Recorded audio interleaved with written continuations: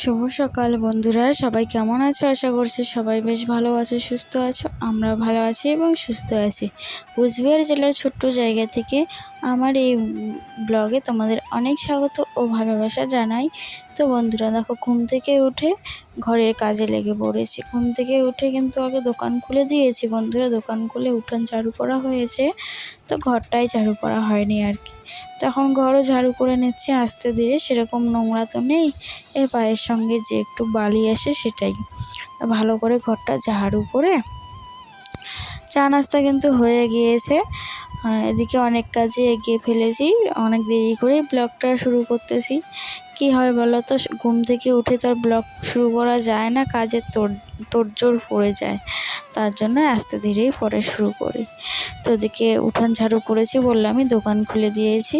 এদিকে অনেক কাজ এগিয়ে নিয়েছি, এখন শুধু বিছানাপত্র গুছাবো, ঘরটা ঝাড়ু করব। তো এই যে দেখো, আমার হাজবেন্ডও স্নান করে চলে এসেছে, তারও যাওয়ার সময় হয়ে গিয়েছে, তাকেও খাবার দিয়ে দিব। তো বন্ধুরা সাথে থাকো, দেখতে থাকো, আশা করছি তোমাদের ভালো লাগবে। যদি ভালো লাগে তো অবশ্যই একটা লাইক করে দিও। তোমাদের একটা লাইক আমাকে নতুন ভিডিও বানাতে আগ্রহী করে এবং আমার এই ভিডিওগুলি আরও নতুন বন্ধুদের কাছে পৌঁছে যায়। তো বন্ধুরা সাথে থাকো, দেখতে থাকো।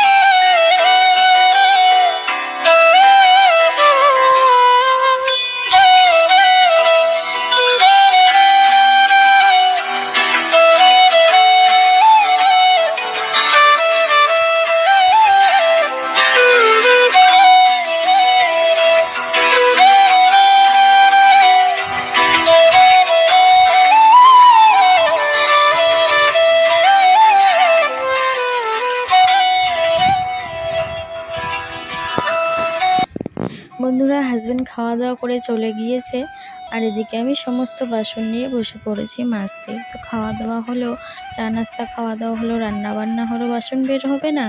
এদিকে কিন্তু মেয়ে ভাত খাচ্ছে, তো এই যে বাসনগুলো মেজে নিলাম। এদিকে কিন্তু দোকানও খোলা, এই বাসন মাজা রেখে আমাকে দোকানেও যেতে হয়েছে।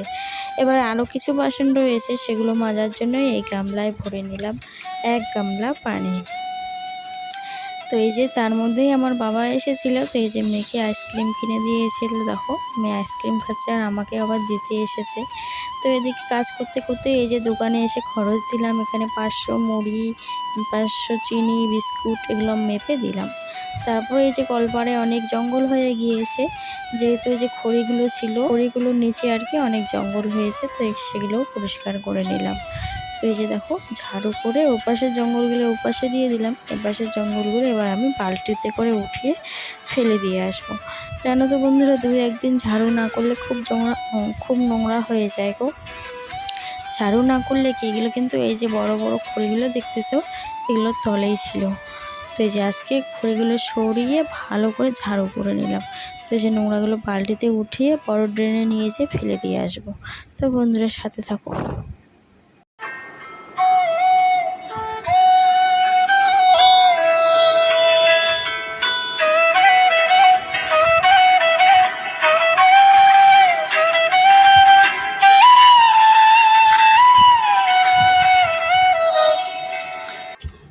বন্ধুরা আজকের মতো আমার ব্লগটি এ পর্যন্তই। কাজ তো অনেক করেছি, কিন্তু এইটুকু কাজই ব্লগের জন্য শ্যুট করেছি। শ্যুট না করা হলে আর কীভাবে তোমাদের সঙ্গে শেয়ার করি। অনেক জামা কাপড় কেচেছি, আবার 4-5টা ঝাড়ু করেছি, সেগুলো আর শ্যুট করা হয়নি। তো বন্ধুরা আজকে যদি আমার পরিবারে নতুন এসে থাকো, তো প্লিজ চ্যানেলটি সাবস্ক্রাইব করে পাশে থেকো আর আমার পাশে থেকো। আবারও দেখা হবে নতুন ব্লগ।